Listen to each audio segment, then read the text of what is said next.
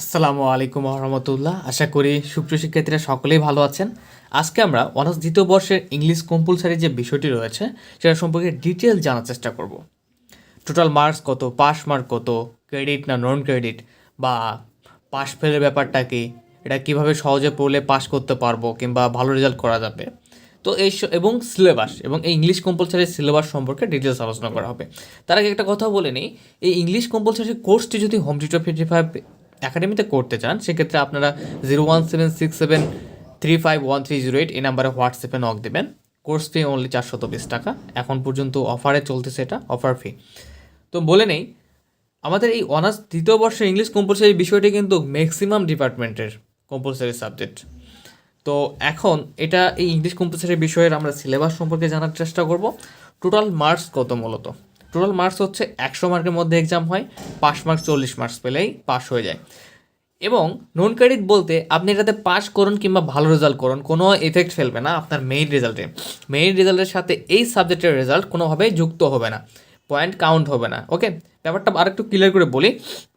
Non credit বলতে বোঝাচ্ছে আপনি যদি আপনার মেজর বা নন মেজর বিষয়গুলোতে যদি পাস করেন বা এরকম ভালো রেজাল্ট হয়, সেটা কিন্তু আপনার মেইন রেজাল্ট সিজিপিএতে কিন্তু এফেক্ট ফেলে।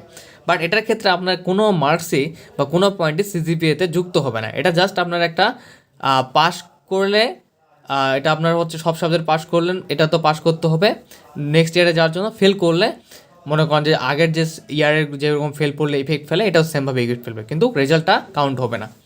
আচ্ছা, এখন এটা সিলেবাস সম্পর্কে জানার চেষ্টা করি। এটা 3টা পার্ট রয়েছে মূলত: প্যাসেজ, গ্রামার এবং রাইটিং পার্ট। তো প্যাসেজে 20 মার্ক, গ্রামারে 45 মার্ক এবং রাইটিং পার্টে 35 মার্ক। আমরা এই সিলেবাস সম্পর্কে জানার পরে আমরা খুব সহজে কীভাবে পাস করতে পারি সেটা জানার চেষ্টা করবো। আরেকটা কথা বলি, এটা কিন্তু ভালো গাইডলাইনের অভাবে ম্যাক্সিমাম স্টুডেন্ট ফেল করে থাকে। সো আই হোপ, আমি আশা করব আপনারা শুরু থেকে খুব ভালোভাবে পড়াশোনা করবেন ইংলিশ সাবজেক্টের উপরে। প্যাসেজ রাইটিং 20 মার্ক কীভাবে বিভক্ত করা আছে দেখি। পার্ট এতে অ্যান্সারিং কোশ্চেন, যে প্যাসেজ দেওয়া থাকবে সেই প্যাসেজ থেকে যে প্রশ্নগুলো দেওয়া থাকবে সেই কোশ্চেনগুলোর অ্যান্সার দিতে হবে আমাদেরকে। এরপরে প্যাসেজ রাইটিংয়ের পার্ট বিতে main idea and supporting idea রয়েছে, যার খুব সহজে প্যাসেজ মার্ক থেকে কিন্তু মার্কস তোলা সহজ, ঠিক আছে। C, word meaning and make sentence 5 mark and সামারিতে 5 মার্ক। ওকে, এবং গ্রামার আইটেম সম্পর্কে একটু বলি। গ্রামার আইটেম সম্পর্কে বলার আগে আমরা একটা কথা বলে নিই যে গ্রামারে কিন্তু মোটামুটি 9টা টপিক রয়েছে, এবং এই 9টা টপিক থেকে কিন্তু ম্যাক্সিমাম 5 থেকে 6টা টপিক দেখবেন যে আপনি এগুলো আগে থেকেই পারেন, বা যারা এসেছে একটু হালকা পড়ে এসেছে তাদের কিন্তু জানাই রয়েছে। তো গ্রামার আইটেমটা দেখি। গ্রামার আইটেমের প্রথম হচ্ছে কারেকশান, 2 নম্বর রিয়ারেন্স, 3 নম্বর WH কোশ্চেন, 5 মার্ক করে সবগুলোতে, ঠিক আছে। 4 article, 5 right form verb, 6 punctuation, 7 antonymy synonym, 8 translation, 9 changing word. তো মূলত গ্রামার আইটেমে ভালো করতে গেলে অবশ্যই গ্রামারের যে বেসিকটুকু সেটুকু জানতে হবে। তবে খুব ডিটেলসে পড়তে এরকম না। অনার্সের জন্য কি নির্দিষ্ট একটা টপিকের বা নির্দিষ্ট কিছু অংশ রয়েছে এই গ্রামার আইটেমগুলোর মধ্যেও সিলেক্ট করা, যেগুলো পড়লে আপনার জন্য অ্যালাপ হবে। আর আমাদের কোর্সে সেভাবে পড়ানো হবে। আবারও বলি, কোর্সটি করতে চাইলে 01767351308 নাম্বারে হোয়াটসঅ্যাপে নক দেবেন, অথবা আমাদের পার্সোনাল ডিসক্রিপশন বক্সে আমার আইডি আছে, ফেসবুক আইডি, সেই আইডিতে নক দেবেন ইনশাল্লাহ। তো এরপরে আমরা রাইটিং পার্টে চলে যাবো। তো রাইটিং পার্টে মূলত আমাদের 4টা অংশ থাকে: পোস্টার অর নোটিস রাইটিং। তো পোস্টার অথবা দেখা যাবে যে নোটিস রাইটিং করতে বলবে, হয়তো পোস্টার আসছে বা নোটিস রয়েছে। 2 প্যারাগ্রাফ রাইটিং, 8 মার্ক, এটা 4 মার্ক। অ্যাপ্লিকেশন, সিভি রাইটিং ও লেটার। অ্যাপ্লিকেশন সব দেশে থাকে, সিভি লেটার অথবা আমাদের লেটারও আসে, মানে 2টা আসে। অ্যাপ্লিকেশন আসবে, সিভি রাইটিং অথবা লেটারও থাকবে, 2টার মধ্যে যে কোনো একটা লিখতে হয়। আর ইজি রাইটিংয়ের একটা ব্যাপার হচ্ছে এখানে 3টা থাকে, 3টার মধ্যে একটা লিখতে হয়, 15 মার্কের। তো এখন কিছু ব্যাপারে আলোচনা করি যেগুলো ব্যাপারে আলোচনা করা জরুরি।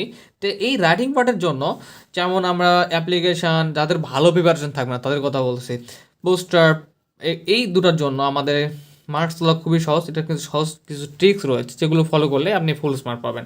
আর এসে রাইটিংয়ের ক্ষেত্রে অবশ্যই আপনাদের কী করতে হবে? অবশ্যই ভালোভাবে প্রিপারেশন নিতে হবে, ফ্রি হ্যান্ড রাইটিং ভালো থাকতে হবে, আর যারা শর্টকাট টেকনিকও রয়েছে যেগুলো পড়লেও হবে, বাট সেক্ষেত্রে মার্কসটা একটু কম পাবেন, 15 মার্কস পাবেন না।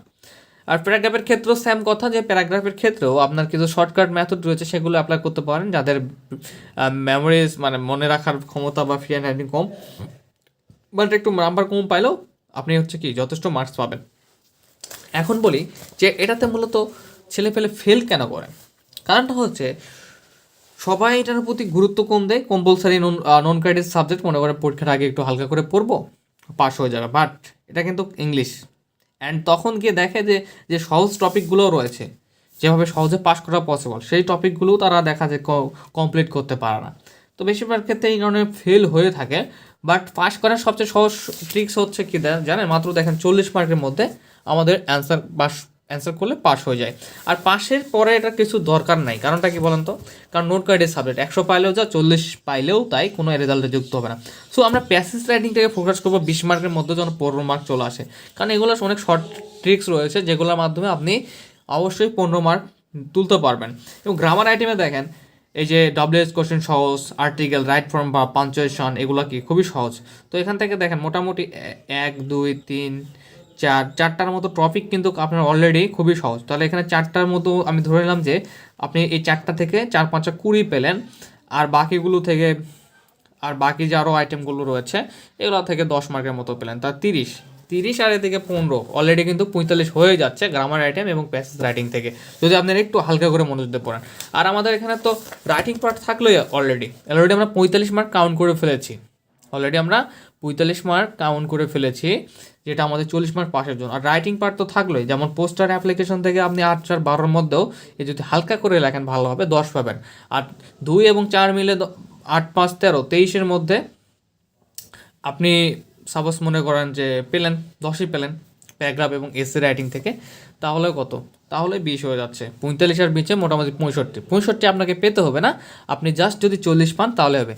মূলত ঘটনা হচ্ছে কি, এই ব্যাপারটা ভালোভাবে রিয়েলাইজ না করার কারণে বেশিরভাগ ম্যাক্সিমাম স্টুডেন্ট ফেল করে, একবারে ভালো রেজাল্টের জন্য বেশি ভালো করে প্রিপারেশন নিতে চায়, বাট যেগুলো সহজ সেগুলো আগে ভালোভাবে শেষ করতে হবে। তো আই হোপ যে আপনারা ইংলিশ কম্পালসারি সম্পর্কে আরও যদি কোনো কোশ্চেন থাকে সেটা অবশ্যই কমেন্ট বক্সে করবেন, এবং অবশ্যই যারা পেইড কোর্সে যুক্ত চান এই নাম্বারে হোয়াটসঅ্যাপে নক দেবেন অথবা কল দেবেন, অথবা আমার ডিসক্রিপশন বক্স থেকে আমাকে ফেসবুক আইডিতে অথবা পেজে নক দেবেন।